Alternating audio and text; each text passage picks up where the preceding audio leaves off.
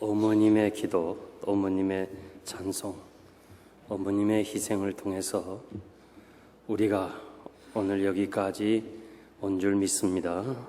오늘은 어버이 주일로 우리가 좋은 부모님 주신 하나님께 감사드리는 귀한 예배입니다. 여러분 곁에 아직 부모님이 계신다면 효도 많이 하시고, 우리 곁에 지금 부모님이 계시지 않는다면 주 안에서 나이 많으신 분들, 우리의 부모요, 형제요, 자매입니다. 주님이 십자가상에서 요한을 향해서 요한아, 자기 모친 마리아를 요한에게 부탁하면서 내 어머니다.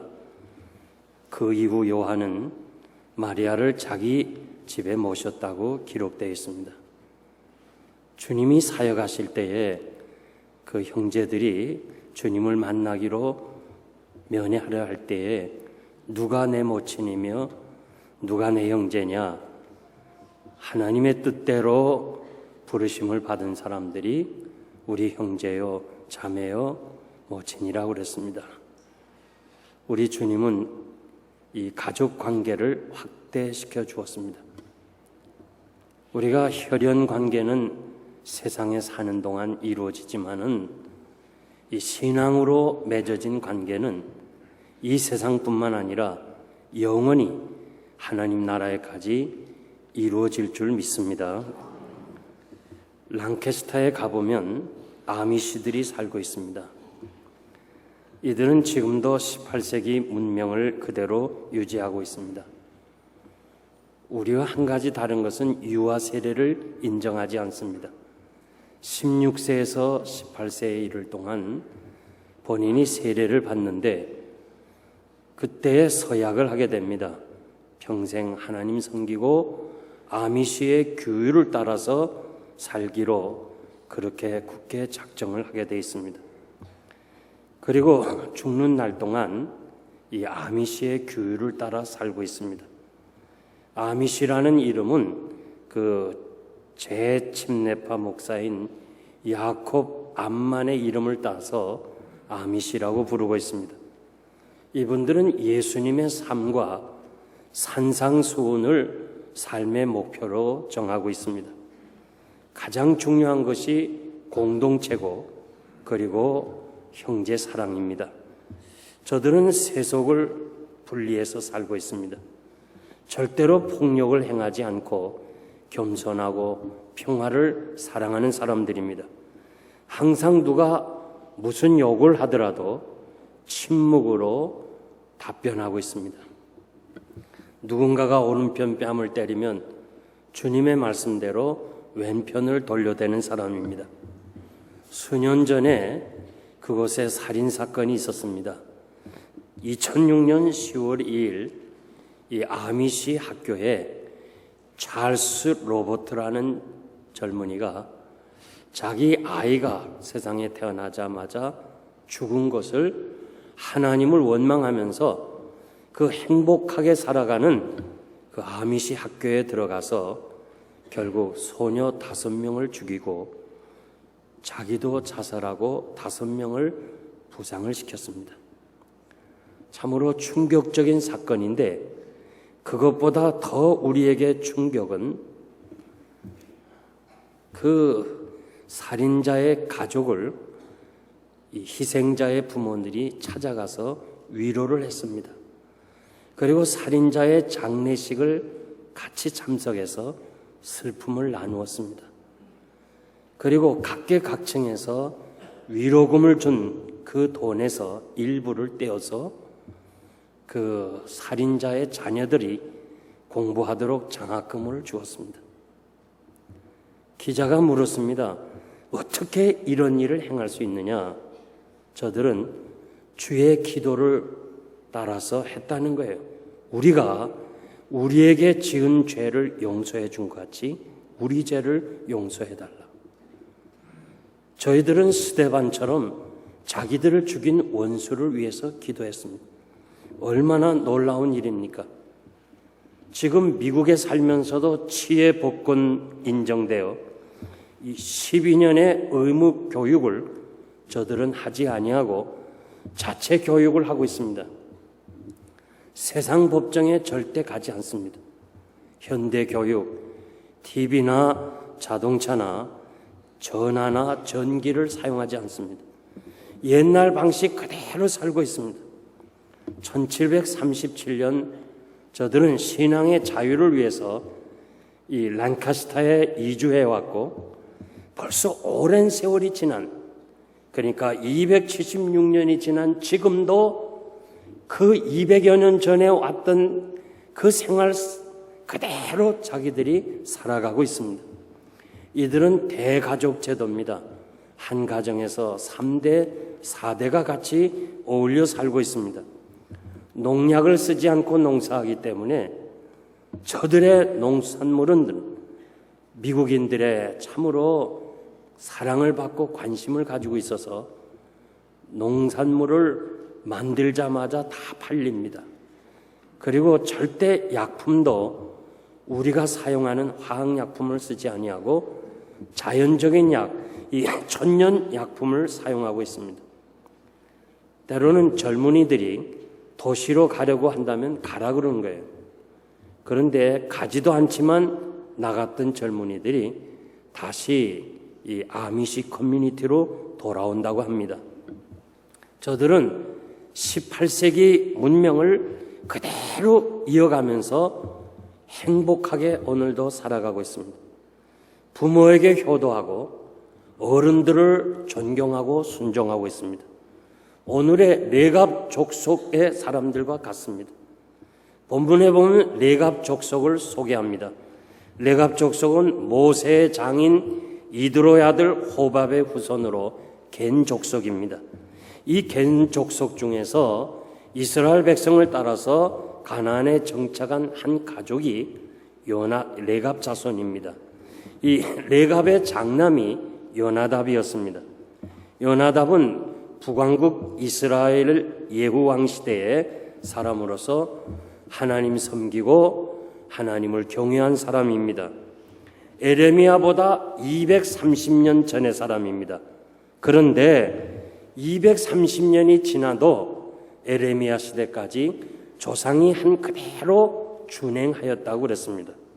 하나님께서 이 범죄한 유다 백성들을 각성시키고 회개시키기 위해서 표본으로 레갑 족속을 불렀습니다. 에레미야야, 너는 이 레갑 족속들을 불러다가 포도주를 마시우게 하라. 그 말씀대로 초청해서 포도주를 주니까 저들은 포도주를 마시지 않습니다. 왜 마시지 않느냐? 오래전 그 230여 년 전에 우리 조상 요나답이 포도주 마시지 말라. 그래서 자기들은 포도주를 마시지 않는다는 거예요. 선조가 포도주 마시지 말라 한 것은 절제된 생활로서 깨끗하고 건전한 정신을 가지고 하나님을 섬기기 위해서 그렇게 이야기를 했습니다.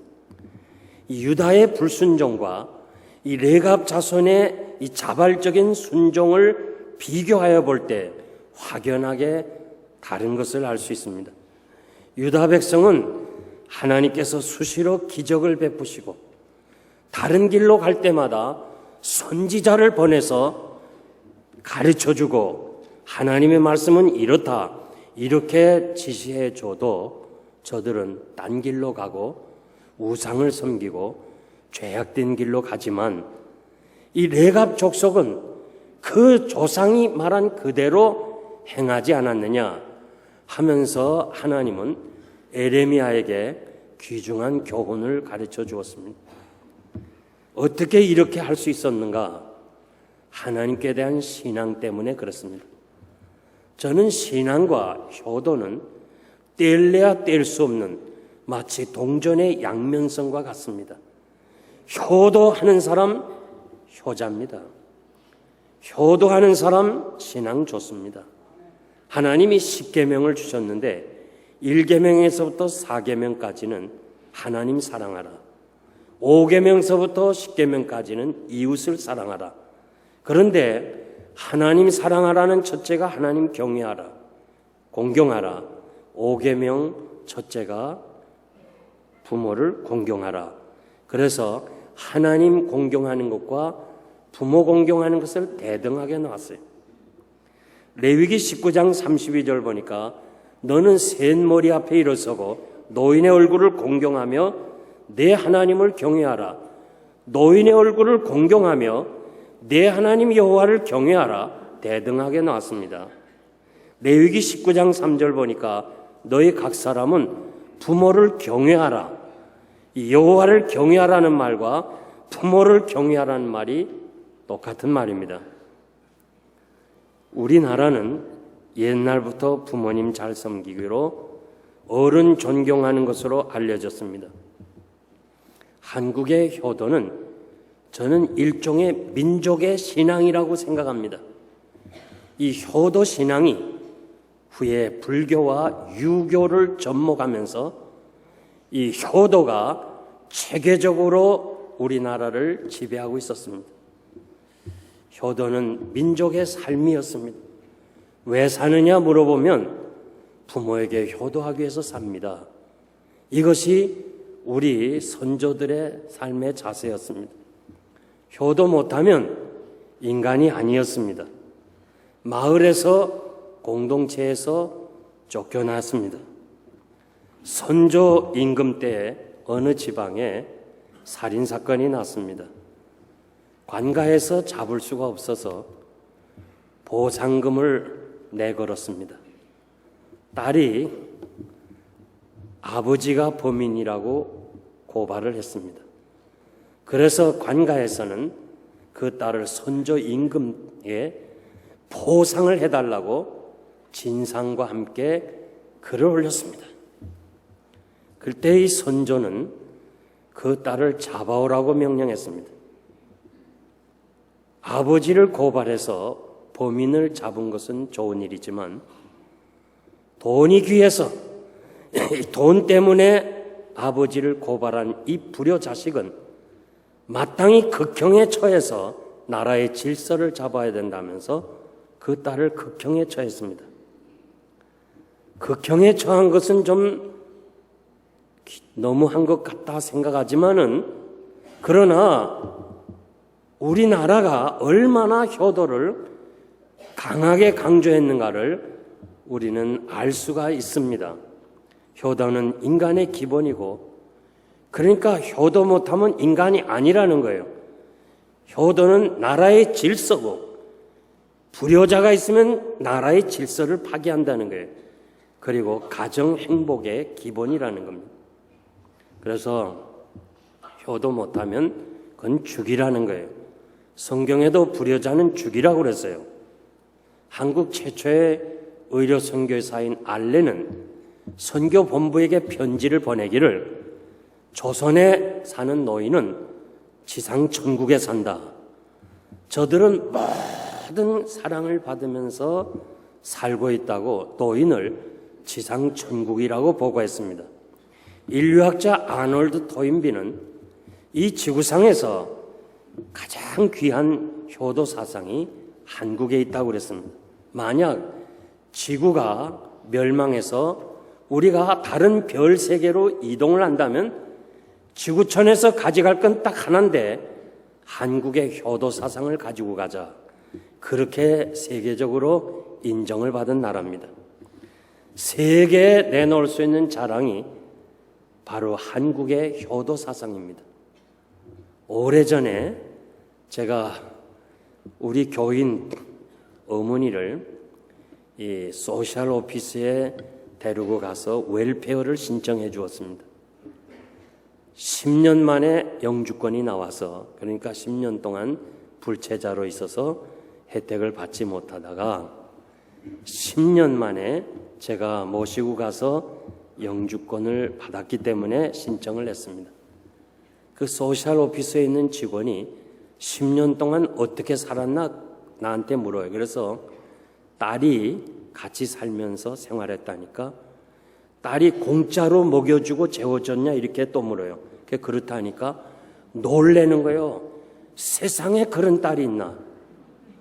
그러면서 이 사람이 감동을 받아가지고 10년 동안 소급해서 다 주는 거예요.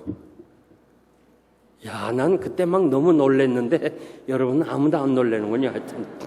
글쎄 그때 주면 모를까 너무 감동을 받아가지고 10년 동안 어머니 모시고 살았다고 그래서 소급해가지고 웰페어를 주더라는 거예요. 야, 난 정말 놀랐어요. 지금 한국은 100년이 안 돼서 변해도 너무 많이 변했어요. 노인과 젊은이의 갈등은 한국이 가장 고민해야 될 문제 중에 하나예요. 무엇보다도 가족 관계가 깨어지고 있어요.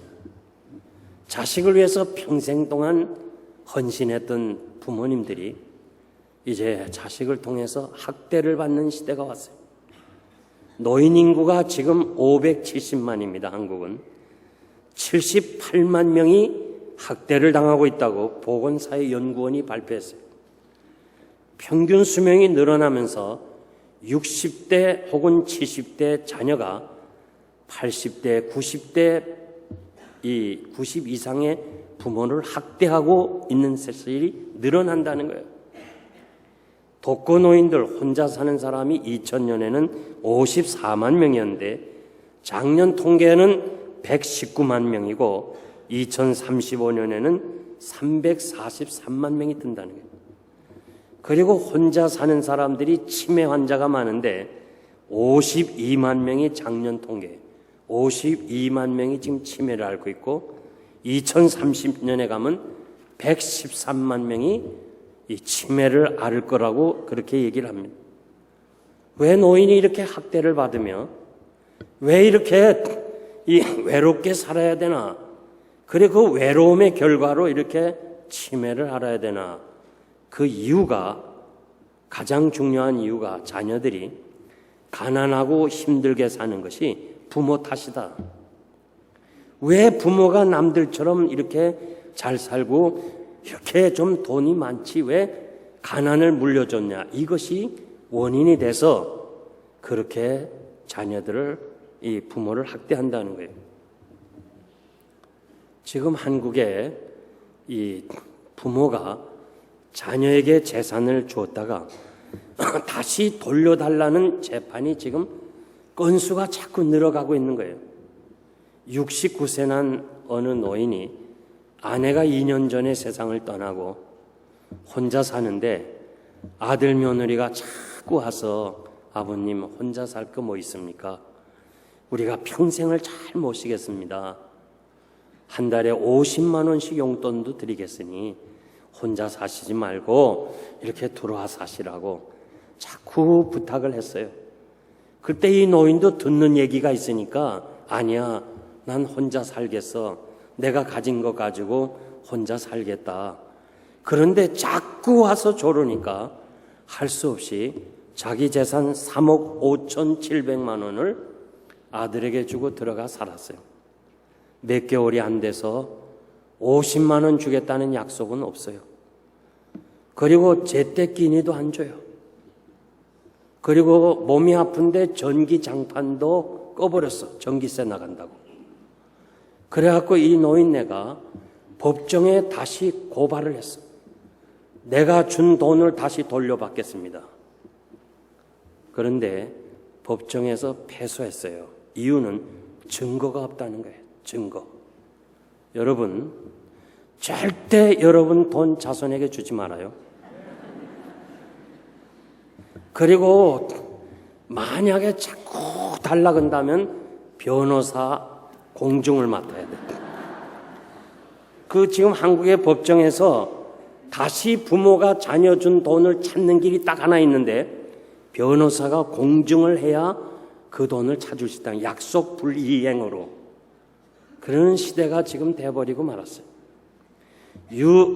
유니세프라는 구호단체에서 한국, 중국, 태국, 말레이시아 이 동남아 17개국 이 1만 명의 청소년을 불러 모아서 설문조사했어요. 어른에게 존경하는가?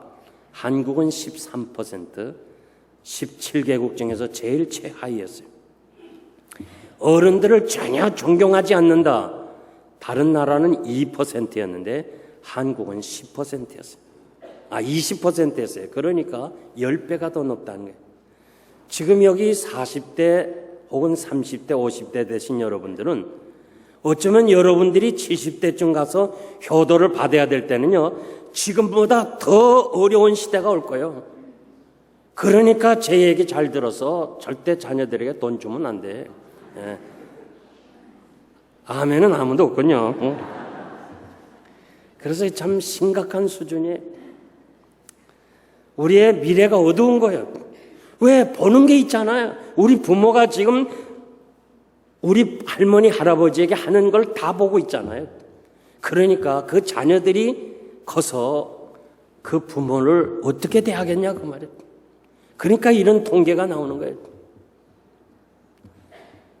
제가 지난번 한국 가서 전철을 탔는데요. 전철에 앉아서 앞에 노인네가 앞에 서 있는데, 물론 그 노인석이 있지만 노인석은 다 찼으니까, 그리고 그 노인석에도 젊은이들이 앉아 있는 사람 봤어요. 그래가지고 이렇게 노인네가 서 있는데 전부 다 고개 숙이고 이 핸드폰, 셀러폰만 봐. 거기서 음악도 듣고 그거 다 보고. 할 수 없이 제가 일어났어요. 제가 젊은이기 때문에. 옛날 우리가 살았을 때는요, 노인네가 있으면 반드시 일어나. 그리고 양보했어요. 이제는 그런 시대는 지나갔어요. 함부로 얘기했다가요, 노인들이 매 맞는 시대가 됐어요. 정말 너무너무 안타까운 거예요. 오늘 본문에 보니까 레갑 족속은 포도주 마시지 아니하고 집도 짓지 아니하고 농사도 짓지 아니하고 평생에 장막에 거하면서 살면 너희 우고하는 땅에서 너희 생명이 길리라. 요나답이 얘기한 대로 이렇게 오랜 세월이 지났는데도 저들은 그대로 행했다 그 말이에요. 선조가 너의 생명이 길리라 이 말씀과 10계명에서 5계명에 하나님이 약속했는데 부모를 공경하면 내 생명이 길리라 똑같은 말이에요. 요나답이 자손에게 무슨 말을 했어요? 하나님의 말씀을 가르쳤어요. 그러니까 결국은 세월이 지나고 상황이 바뀌어도 그 말씀 그대로 붙잡았기 때문에 부모에게 효도한 민족이 되었습니다. 여러분 각자 부모님이 여러분에게 말씀하신 것이 있으면 그 말씀을 잘 따라 행하세요. 그 말씀을 순종하세요. 반드시 여러분이 복을 받을 거예요.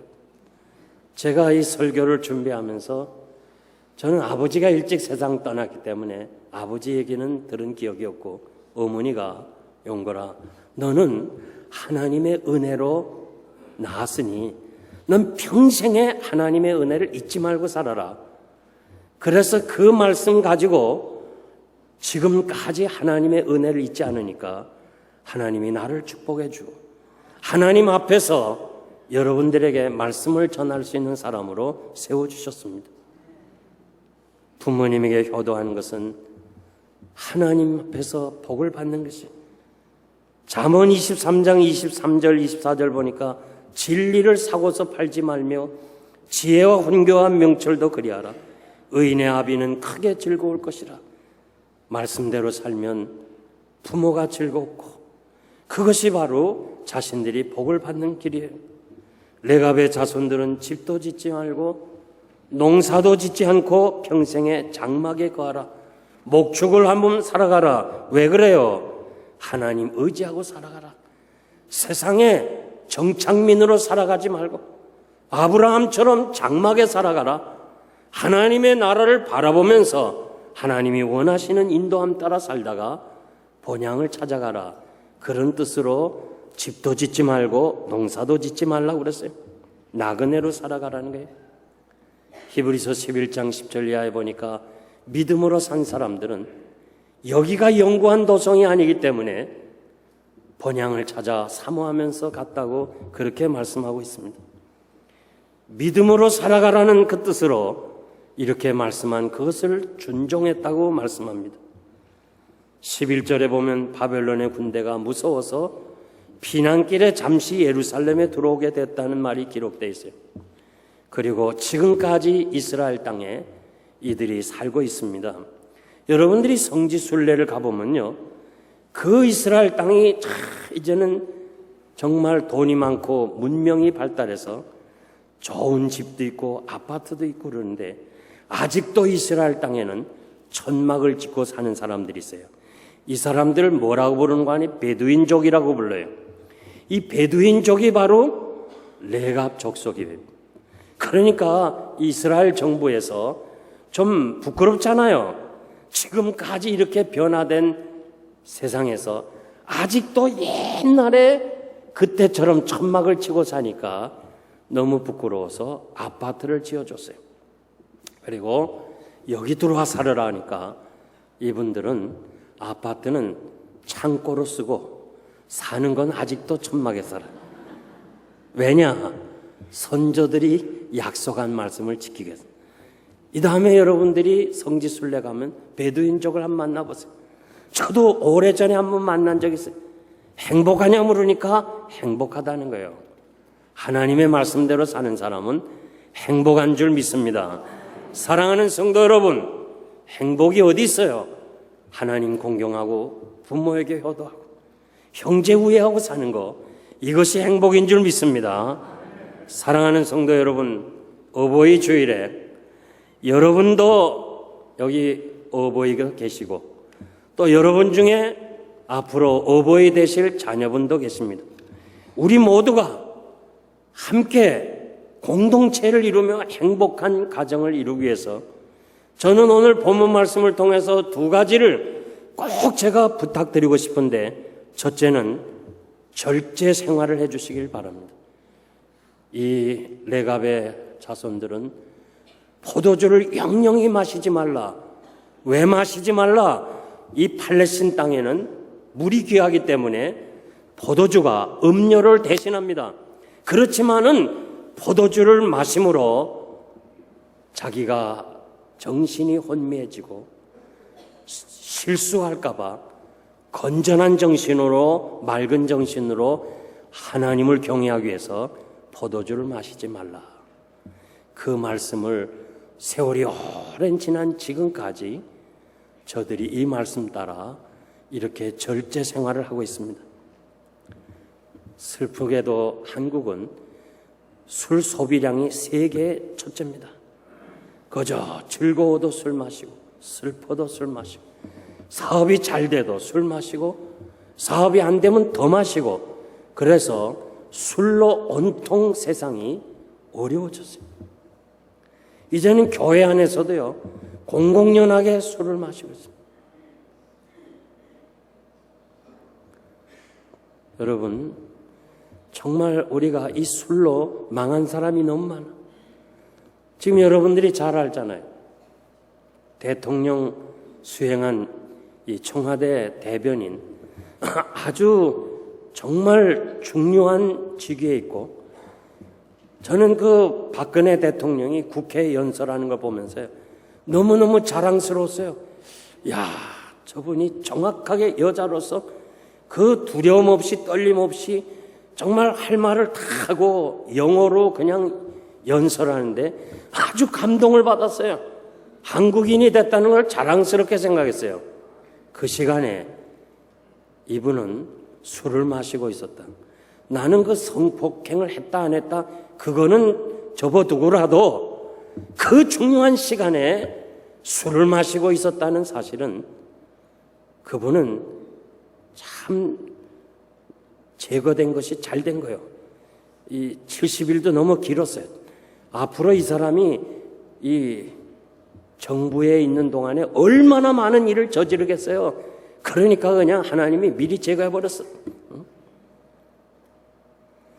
그 사람은요, 한국에서 얼굴을 두고 살 수가 없을 거예요. 아마 이민 올런지 몰라요. 한국에서 살 수 없는 사람 전부 이민 와요. 여러분, 이 술이라는 것이 자기를 절제하지 못하게. 지금 여러분 중에 술 마시는 분 있죠? 제가 다 알아요. 알면서도 제가 말 안 해요. 술 마시지 마세요. 그리고 담배 피지 마세요. 우리 안에 성령님이 거하십니다. 하나님 앞에서 절제 생활이 필요해요. 두 번째는 천국을 사모하면서 살아야 돼. 그 요나답이 너희들은 아브라함처럼 장막에 살아라. 농사 짓기 위해서 집을 짓고 밭을 갈고 그러지 말고 아브라함처럼 믿음의 사람들처럼 천막을 치고 살다가 앞서거니 뒤서거니 하나님 앞에 영원히 본향을 향해 가라. 그런 뜻으로 장막 속에 살아가라 했어요. 사랑하는 성도 여러분, 여기는 영구한 도성이 못 돼요. 언제 어느 때 우리가 하나님 앞에 서야 될지 아무도 몰라요. 다음 주일날 우리가 다시 모일는지 몰라요. 우린 정말 불안한 시대에 살고 있는 거예요.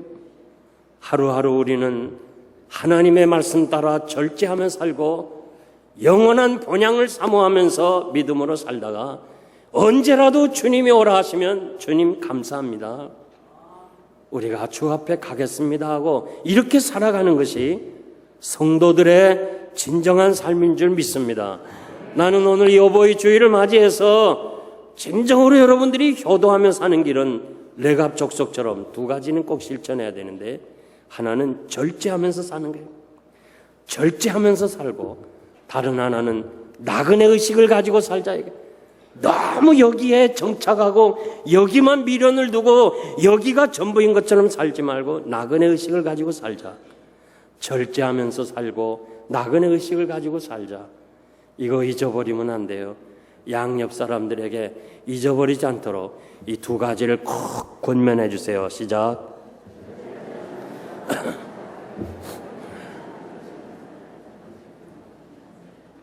아멘입니까? 오늘 여러분들이 이 두 가지를 실천하면 하나님이 약속했었는데 18절에 19절 보니까 에레미야야, 내가 내게 말하는데 레갑 족속은 영원히 내 앞에 설 것이다. 여러분, 하나님 앞에 서는 축복이 얼마나 커요? 누가 하나님 앞에 섰어요? 아브라함이 하나님 앞에 섰어요. 아브라함아, 너는 내 앞에서 행하라. 내가 내 뒤에서 전능자가 되어줄 것이라. 하나님이 우리 뒤에서 전능자가 되어주는 거 얼마나 좋아요? 누가 하나님 앞에 섰어요? 모세가 하나님 앞에 섰어요. 모세의 일평생 120년 동안 하나님이 그를 인도해 주었어요. 그리고 예배하는 사람들은 하나님 앞에 설 사람이라고 에레미야 7장 10절에서 말씀했어요. 여러분들이 절제하고 말씀대로 살고 본향을 찾아가는 순례자처럼 산다면 하나님 앞에서 설 수 있는 축복을 받을 줄 믿습니다. 바벨론에서 돌아와 성전 재건을 할 때 레갑 자손들이 성전 문을 세우고 문짝을 달았다고 느헤미야 3장 14절에서 말씀했어요. 하나님의 일을 할 수 있도록 하나님이 그 가족을 축복해 주었어요. 세상에 가장 행복한 사람이 누구예요? 주의 일 할 수 있는 사람, 하나님을 위해서 살 사람이 가장 행복한 사람 아니에요? 이런 은혜가 여러분에 있기를 바랍니다. 제가 이제 말씀을 맺겠습니다. 우리 2011년 3월 11일 일본의 대지진을 여러분들이 기억할 거예요. 2만 명 이상 쓰나미로 죽었어요. 지진이 가라앉자 구조팀들이 그 지진 현장에서 사람들을 구출하는 일을 했어요. 그 구조팀장 중 한 사람이 그 무너진 집의 조그만 구멍으로 안을 살펴보니까 여자 한 사람이 예배 드리는 것처럼 무릎을 꿇고 뭐를 안고 있었어요. 그래서 즉시 팀원들이 그 집을 헤쳐서 그 보니까 어머니가 아이를 안고 죽었어요. 그러니까 모든 그 무거운 것을 어머니가 등으로 다 맞고 아이를 담요에 싸서 안고서 죽었어요. 그래서 의사가 긴급히 치료하기 위해서 아이를 안고 싼 담요를 들춰보니 그 담요에 핸드폰이 하나 나왔는데 거기 전화 스크린 문자에 아가야, 내가 살게 된다면 어머니가 너를 사랑했다는 것을 기억해다오. 아가야, 내가 살게 된다면 어머니가 너를 사랑했다는 것을 기억해달라. 문자가 그렇게 새겨져. 그 구출한 팀들이 다 울었다는 거예요. 이것이 부모가 자식을 사랑한 거예요. 이것이 바로 여러분의 부모예요. 부모의 사랑을 어떻게 잊을 수 있어요? 기도하겠습니다.